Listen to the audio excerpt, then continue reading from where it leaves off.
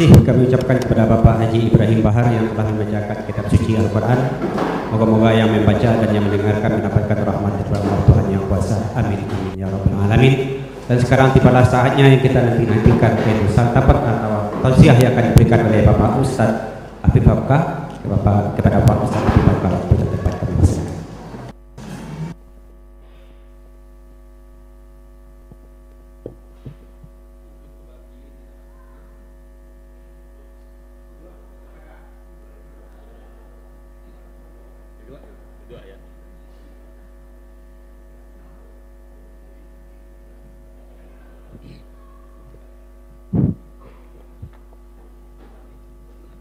Assalamualaikum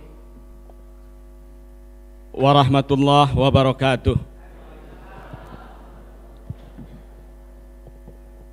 Alhamdulillah wa syukrulillah wala haula wala quwata illa billah. Wassalatu wassalamu ala Rasulillah Muhammad ibni Abdillah wa ala alihi wa sahbihi wa man tabi'ahu wa mawala. Terima kasih.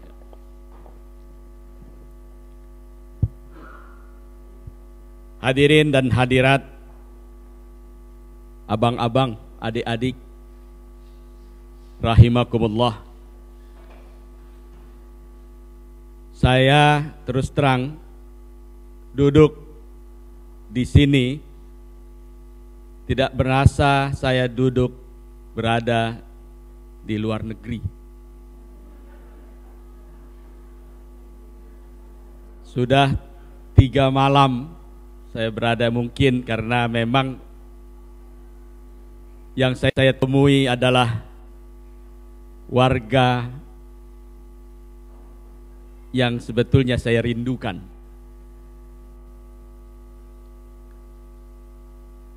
Saya sudah berpikir, waduh, kalau pergi ke Australia harus bawa kamus.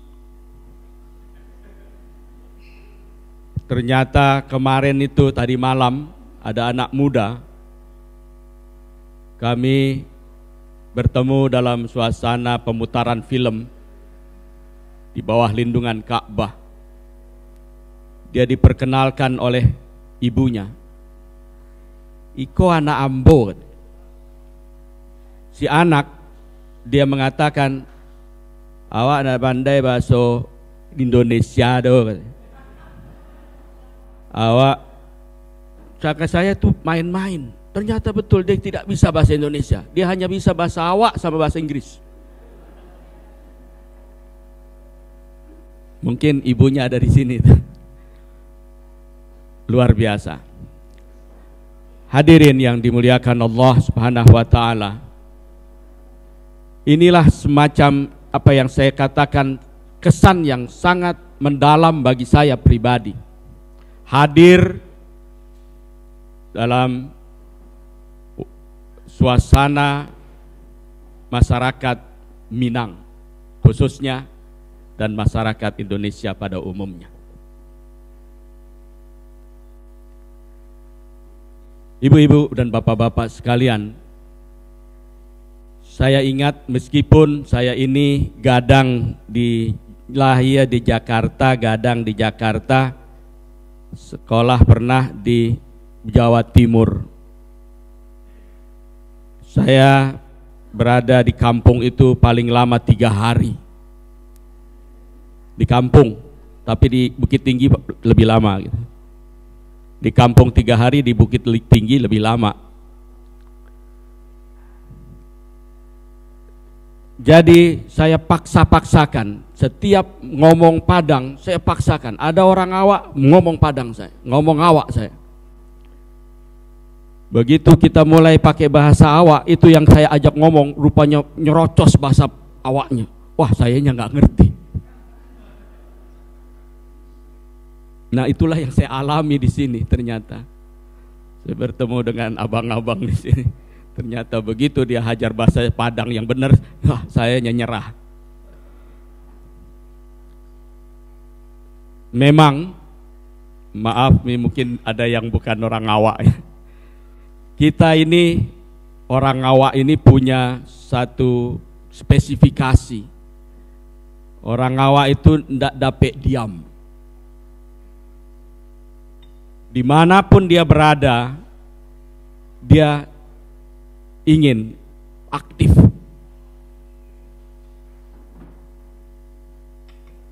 Dia menjadi orang cadia.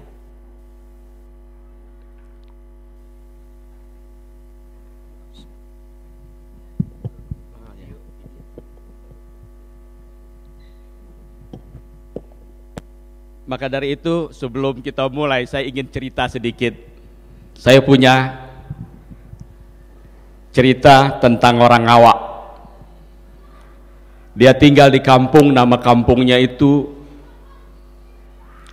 Buah Pondok, masuk pelosok di Danau Maninjau sana. Mungkin dalam peta nggak ada. Sekolah kagak, sekolah kagak ini bahasa Jakarta. Sekolah indah, mengaji hanya seketek. Namanya si Udin. Inya pun tidak tahu namanya, entah si Zainuddin kah, Amiruddin kah. Inya tidak tahu namanya, nama aslinya siapa. Saifuddin kah. Tapi karena laki namanya tuh Udin, orang manggil dia si Udin. Karena banyak orang namanya si Udin, nah ada Udin Teleng namanya, karena kupiahnya selalu teleng. Nah itu banyak Udin apa banyak lah gitu. Nah inyosnya Udin Tuka namanya.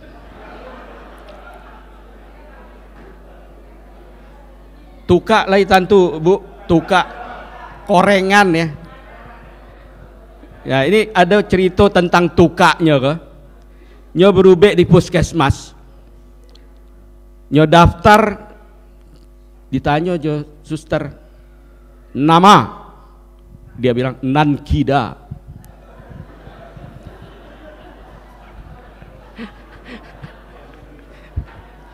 Nama Nankida katanya. Dia tunjukkan tukanya Nankida.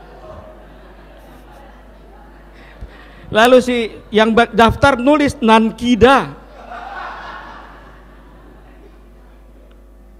Begitu dipanggil Abdullah, Jeffrey, Udin, ada juga Udin. Ndak begitu. Tuka, Udin Tuka. Nankida, dipanggil Nankida. Ndak nyawa, ndak manyawi deh. Nah sampai habis tutup puskesmas, namanya dari imbau dah. Karena tulis namanya Nankida. Bapak yang nggak tahu artinya Pak ya, Nankida, nama itu biasanya yang mana. Bahasa orang Minang nanma maksudnya gitu. Tapi kalau cepat nama Nankida, yang mana, yang kiri gitu. Kida itu kiri. Nah begitulah ceritanya si Udin Tuka. Meskipun kukanya udah sembuh, dia juga dipanggil Udin Tuka. Satu kali orang-orang sudah pergi merantau, dia belum juga merantau. Kebetulan dia bertemulah dengan kawannya yang sudah merantau, lalu dia berangkat juga ingin merantau. Dia tinggalkan kampungnya. Merantaunya kemana? Ke Padang. Orang sudah ke Australia, ke Sydney, ke kemana-mana, nya ke Padang. Di Mawaang, pakai HP ini kan. Ada yang di LA gitu. Lubu Alung.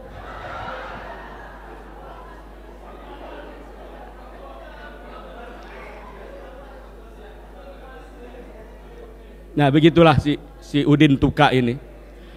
Sampailah dia di Jakarta. Dia tinggalkan kampungnya. Ini orang yang namanya Cadia.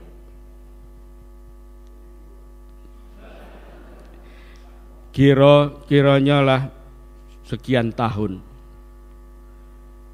Orang gaibnya dikirimin surat. silahkan datang ke Jakarta. Wih, lah hebat anak Den katanya. Pergilah dia, si orang tuanya ini, sampailah di rumahnya si Udin Tuka ini. Ada tulisan DR. Jadi si Udin Tuka ini, rupanya dia ke Padang itu jadi sopir dia. Sopir. Tapi sopir tempatnya juga bagus. Sopir camat. Nah, dia bekerjalah jadi sopir camat. Baik dia bekerja, kemudian dia pikir-pikir ini temannya yang di Jakarta manggil. Masa sih nggak berani Waang merantau ke Jakarta? Dia berangkat ke Jakarta. Sampai di Jakarta sekian tahun kemudian dia berhenti jadi sopir camat. Dia pergi, dia berdagang, dia berusaha sedemikian rupa. Punya rumah dia di Jakarta. Panggillah orang tuanya sampai di rumahnya, DR Udin Tuka MSC. MSC Udin na DR Waang iyo akarajoang siang dan uncang-uncang kaki, malam dan bakipeh. Bakipeh uncang-uncang kaki lah gadang rumahang manga Waang manciloang indah. Siang dia menjahit, uncang-uncang kakinya menjahit. Malam dan bakipeh dia jual sate, Bu. Itu orang awak. Nah, iko ako DR Udin T MSC ndak sekolah Waang. Iyo mana ndak den kicuah lo apa. DR kok disiko. R rumah. Udin Tuka MSC apa lo tuh? Mantan sopir camat.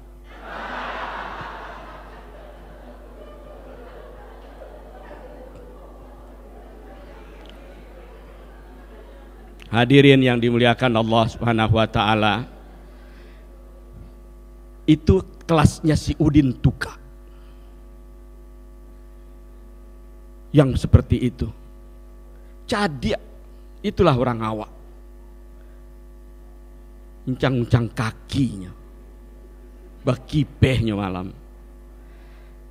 Jadi Bapak Ibu sekalian, ini cuma saya ingin menggambarkan, begitulah. Memang selalu dia cadia dimanapun dia berada. Ketika saya cerita sedikit, saya itu dengan keluarga Pak Uca ini saya cerita. Dulu ini ketika tahun 70-an itu kami di rumah Raden Patah bersama almarhum ayah